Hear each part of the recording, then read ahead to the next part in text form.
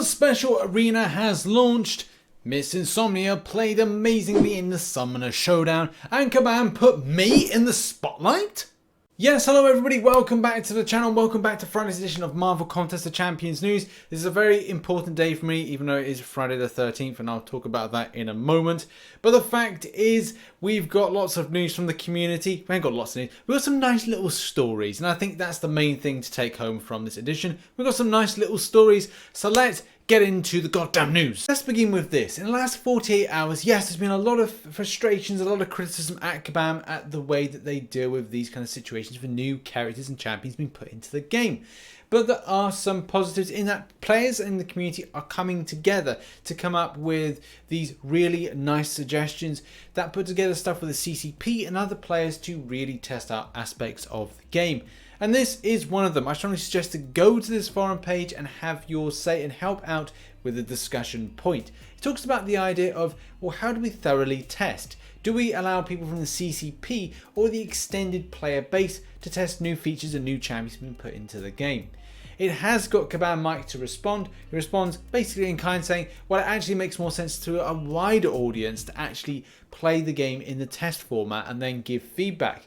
And do you know what? I totally agree with other players even coming together and going, do you know what? This is an amazing idea. By doing this, it basically means that if Kabam want to roll out something new, they then test it with the community. If the community don't like it, then they say something. And then it's a case the concern is voiced rather than doing what they are now, which is like, we decided to change something and it's going to be in place by this day, rather than allowing people to either voice concern prior to that or kind of going, right, if you have had the option to test it, you haven't tested it and made an option and said, do you know what, I'm unhappy with this, then therefore there's that other kind of, well, your fault as much as my fault type of situation. But I like the idea of everyone being on a beta of some description to test. I know it's a lot of work for Kabam, but this would be really good for the community. In other news, and I've been put under the spotlight. Yes, I've got my own creator spotlight, which is amazing. It's nice to kind of feel that after nearly 5 years, well, it's 4 years of doing MCOC, it's 5 years of being a YouTuber, that, you know, something like this has happened.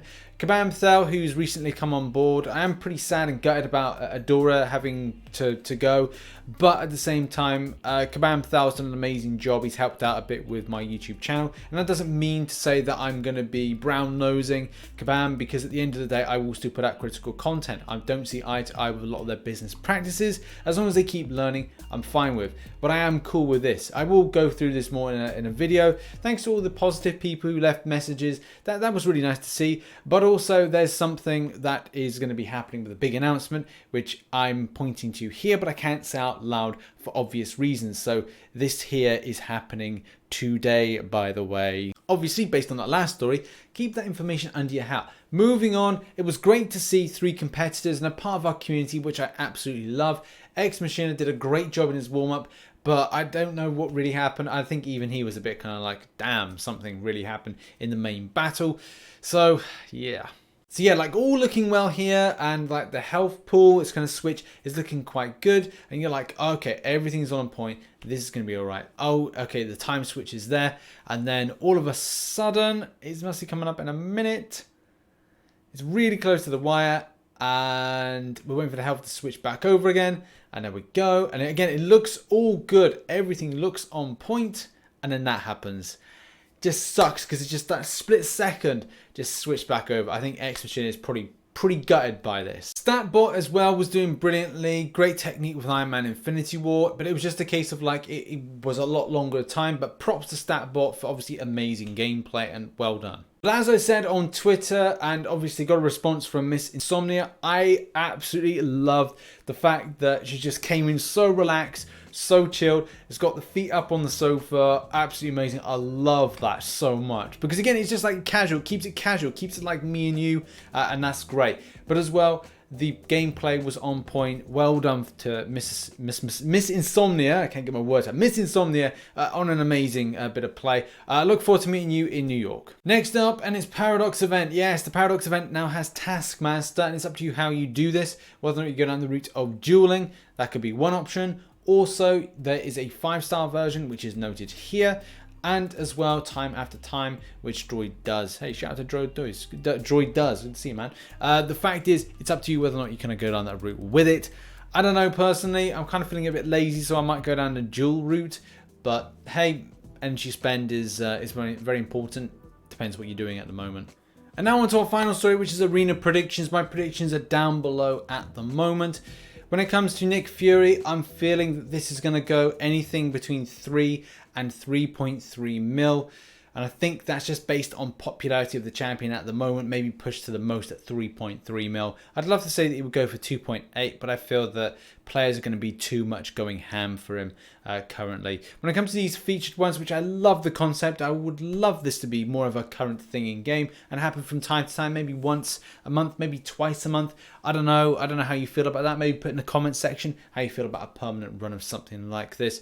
But I think the 5-star version is going to go for about 45 mil. I just based on that on the fact that there is definite usage with the thing. I feel that Thor's more of a nostalgia champ. I think he's just there for a collector's value. Sentinel's a great champion for usage. So I feel that we've got some nice champions in here, but I don't think they'll go anything more than 45 based on just the way that he currently feels in game at the moment. With the 4-star version of this, I think it's got to go for about 7 mil at most. I don't think this is going to go anything more than this. It would be a bit stupid if it goes anything like upwards of 8 or 9 mil. So yeah, about 7 mil I think it should be absolutely safe. And the 3-star version, I don't know, maybe like a clean 1.3 mil for this. It's not groundbreaking, but at the same time, it is good enough for those that want to pick up a sneaky little champion. There we have it. That has been the Marvel Contest of Champions news for Friday the 13th. Oh God, what a terrible day to pick. Friday the 13th of September. I'm now just about to run out the door because I'm going to go and get a haircut because I'm sick of this flopping hair.